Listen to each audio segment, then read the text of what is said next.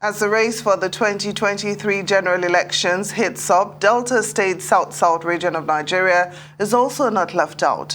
One of the aspirants for the governorship position in the state, Chris Iyovwaye, is leaving no stone unturned in his quest for the foremost political office in the state.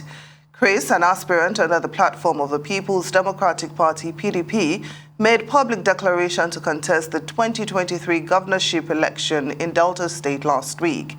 Addressing the state party leaders at the PDP State Secretariat, Iyovwaye promised to build on the achievements of Governor Iyovwaye and other predecessors to sustain the development of the state. Joining us now to speak on his governorship ambition going into the 2023 election is a gubernatorial aspirant himself. Welcome to Newsday. Glad to have you on the program. Thank you. Thank you for having me. Well, first of all, I'd like to know what informed your decision to contest the position of governor and what sets you apart from the other aspirants that have indicated interest. Well, for far too long, we have been in the fringes and we have given support to our colleagues who wanted to seek these offices. And over the years, we have seen the kind of contributions that have been made. And we have also discovered that quite often, they are falling short of the things that we see. And as it is, we have had to measure those, progress that they have made, with what value that we can bring to the table.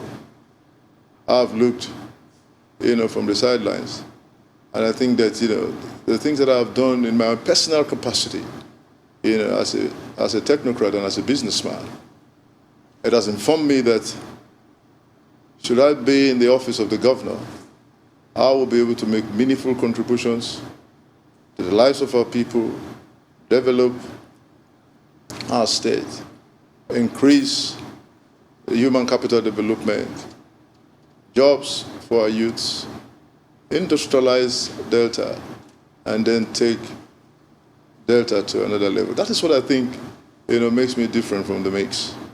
And I've had to throw my heart on this, and knowing that I could do things differently and better the lots of our people. And speaking of the qualities that you possess that would make you good for this job, can we speak a little bit about your predecessor and what plans you have to expound on what he has done in Delta State in the last few years? Well, should I, take the mantle of leadership from my predecessor? And like I said in my declaration at the Saba, acknowledging the fact from what our leaders past, they have done, because you really can't build on nothing. They have done their own bits. And for my predecessor, you could see, the smart agenda, building of roads, and quite a whole wide range of policies that you can see that affects directly the lives of our people. But I think, like I said in my declaration, I'm going to be improving on that by introducing a fresh agenda that is a smart plus that is going to rapidly industrialize Delta. Those are the things I want to bring to the mix. Those are the things I want to bring, in addition to what my predecessor have done. I've looked at quite a number of the policies that has been introduced by His Excellency Dr. Iyovwaye. Quite a number of them are commendable, but I think, like they say, the wise man said that no matter how far a man has gone, there's still a place called forward. And it is that forward that I want to bring to take us to the smart agenda plus. All right, you've been speaking about predecessors, and some will say that's massive shoes you want to fill when you put into context James Ibori, former Governor Duan, and now, of course, Governor Kowa. Some will say, are you sure you'll be able to match up with some of the achievements they've actually had and the impact they've had in Delta State? Well, you really can't speak, on assumption. We have looked at those things that they have done, but you want to try and match that with my own personal achievement as a technocrat, as a businessman. So I've had to build a company that I'm working in, but I've had to build a company from scratch, which is called the Wellman Group. Wellman Group has area of expertise in marine transportation, land transportation, heavy lift. Those were things that can only be done by companies with expert capability. That is, when I mean expatriates coming from abroad to do that. But today I've been able to build that from ground zero, and I've become a market leader in the entire continent of Africa. You can't move in my industry without having to consult me. This is well known. You could fact check those. All the major movements in Nigeria, whether it's Gina, whether it's Agbami, whether it's Bonga, we have had to play a part to development in Nigeria. And I say this, without, trying to, influence anything. The Dangote fertilizer could not have been moved to where it is today without our effort. To get that factory on, there were 69 items stuck in the port for over 2.5 years. They didn't know how to get it to site until we came along. And I told them, as a Nigerian company, this is possible. We represent Nigerian companies that have started from scratch. We represent what is possible in Nigeria. And Mr. Dangote knows that all 69 items were safely delivered to site. Thus, we're celebrating the Dangote fertilizer and some part of the refinery as well. These are the things that we have done. These are the things that we have handled. These are the things that we intend to bring to Delta. The facts are there.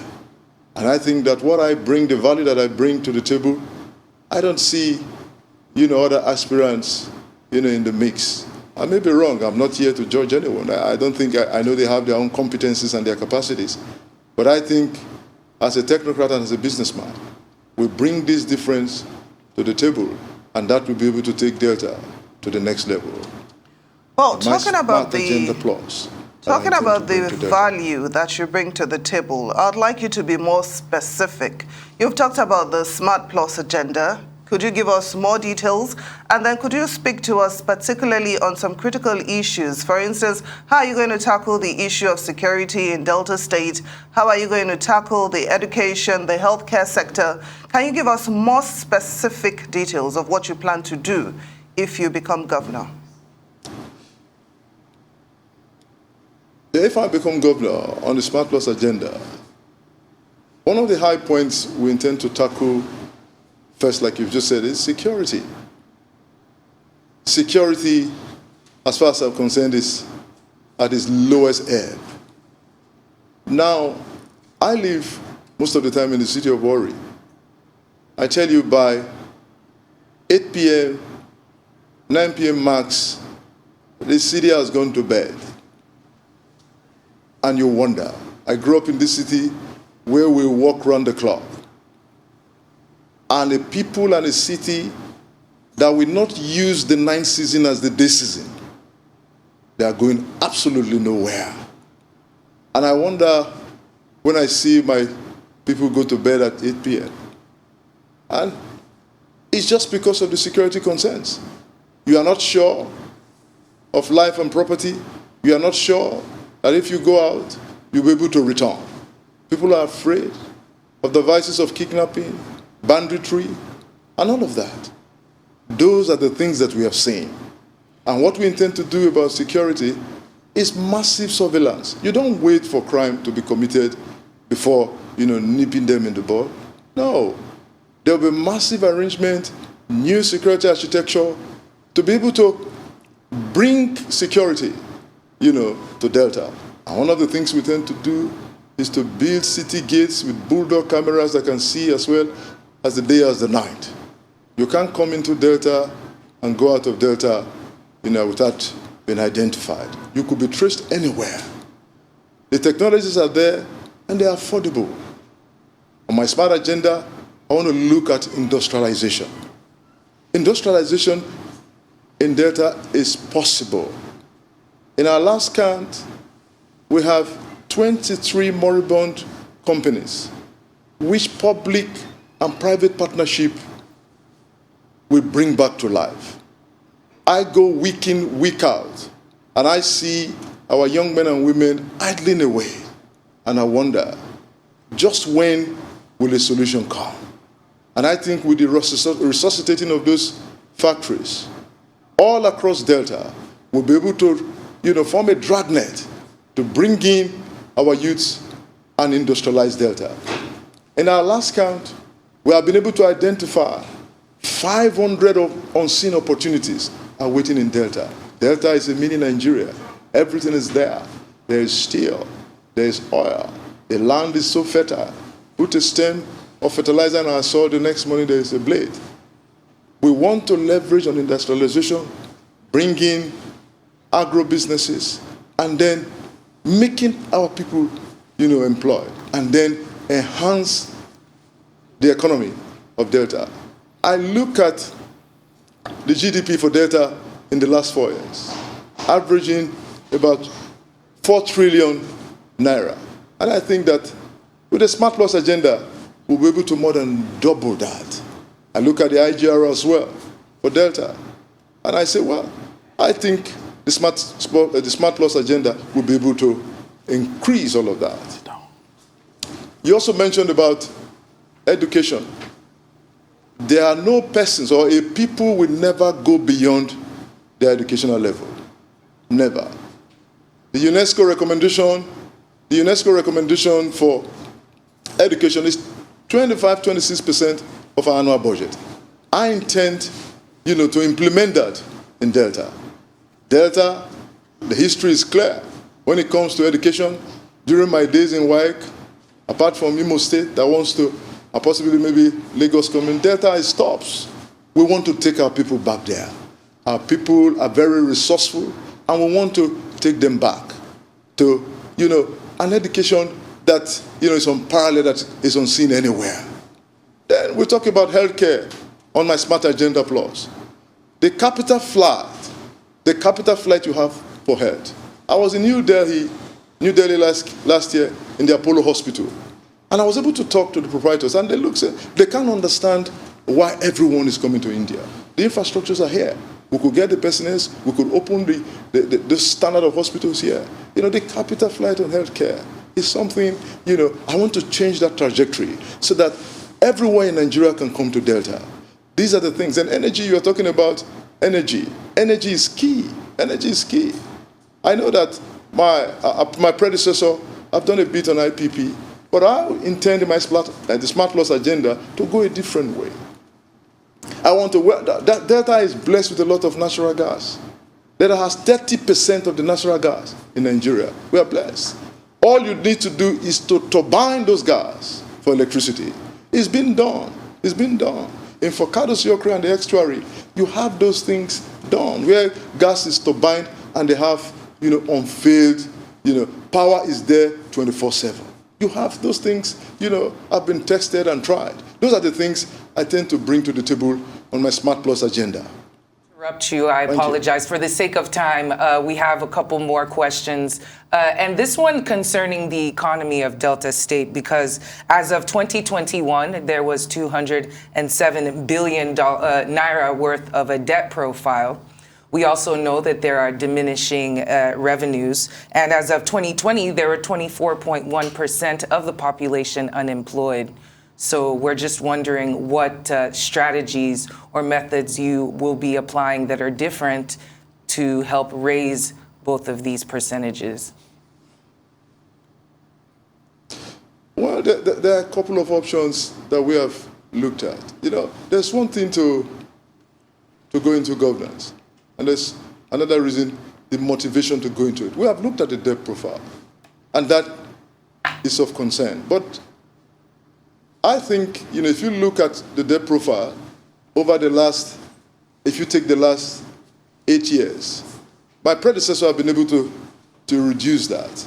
But I think the cost of governance, to reducing the cost of governance, and then having a budget for security, we reduce that by 30%.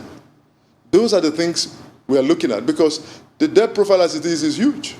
But we will be able to match that with a lot of the revenue we want to bring in from those industries that we are going to resuscitate, increase the overall GDP, increase the revenue for Delta, and then bring down the debt profile as it is today. All right, Governor Iyovwaye Okowa has actually mentioned that the bane of industrialization and economic growth in the states is being hampered by insecurity and poor power supply. And I just want to throw it out there. For you, do you think you can actually probably ensure that there is constant security and also constant power supply to ensure that industrialization actually grows? What do you have in your probably manifesto or in the plans for Delta State in terms of security and power supply?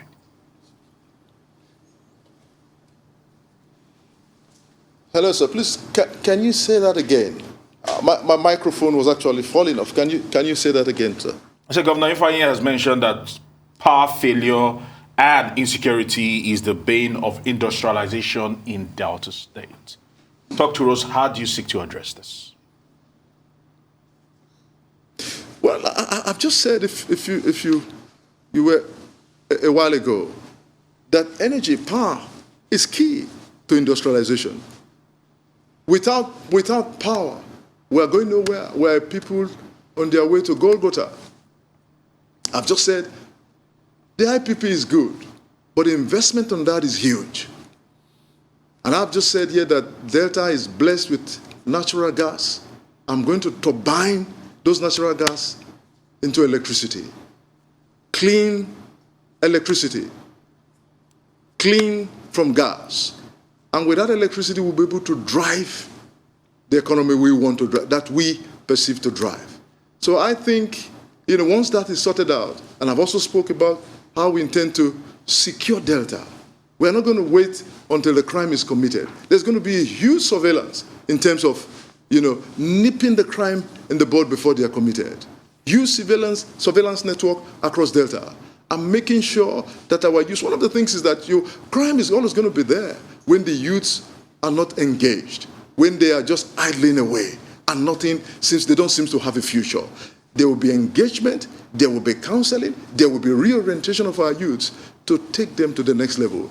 I think that if that is done in terms of energy and in terms of engagement, I'm sure the issue of security and energy will be sorted out. Now, as you're campaigning and strategizing as an individual and also as a party, I'm sure you're aware that the APC is also doing the same. And according to the APC, they have actually issued a quit notice to the PDP. The Deputy Senate President, Senator Iyovwaye, believes that his declaration to contest for governor has rattled the PDP. What's your reaction to that? Well, I'll speak directly to the honorable gentleman, Senator Iyovwaye. As far as Delta is concerned, he needs to understand there's no vacancy. There's no vacancy in Delta. Delta is a PDP state with grassroots mobilization. We're everywhere. APC has no chance. He can try whatever he wants to do. But I'm telling you, before long, the result will be clear. We're only just around the corner for a general election. The result will be clear. There's no vacancy in Delta. PDP, I can guarantee you, I will guarantee you that the next government will be a PDP government. Thank you. All right. And while doing some research, we are quite well known to be a member of the church, a deacon, and we know a lot of discussion has been brought into the fore about the role that religion plays in politics. So I want to ask you two questions concerning what your religious background might bring to your role as a governorship aspirant, and also the role of women in the government. It's been another large discussion about the gender bills that were put forth, and of course the back and forth that happened there, and the representation of women in higher positions in order to get more better governance for everyone in the state. So if you can touch on those two subjects really briefly. So please, can you take the first again? I got the agenda for women, you know. Yes. The first question you said, the mic is not very clear. So the first question was to do with religion and the role that religion plays in our political atmosphere. We see a lot of not great things happening. Like we said, there's a lot of insecurity in the country. A lot of people are afraid for their lives. A lot of people are suffering. It's really hard to conduct day-to-day life in Nigeria. So religion is something that people usually go to pacify some of that. And I know that you have some religious background as a deacon. So just wondering where those roles, what that role plays in your governorship, and whether you will be bringing some of that to your position when you do become governor, if you do become governor. Well, thank you very much. As a deacon and as a Christian, first and foremost, I believe in the gospel of our Lord Jesus Christ. And that have formed, you know, most of my life. And the testimonies are everywhere. I live for it. I do everything about religion, about Christianity, not religion per se, about Christianity. I can tell you, Christianity itself, you know, has, you know, been misinterpreted in many forums. But I tell you, take away Christianity, take away religion from our society, I really wonder what will become of us. My government is going to ensure that my Christian values are brought to bear. And that's what I think, and that's what I've been doing. Week in, week out, I can tell you, I do weekly evangelism by myself. I go to the hideouts, I go to the creeks, I meet, you know, with our youths, I engage them on a weekly basis. And you can't imagine how many I have taken from those levels, and I'm brought in them to give them a meaningful life. I tell you, all across my staff, some of them have come from that background.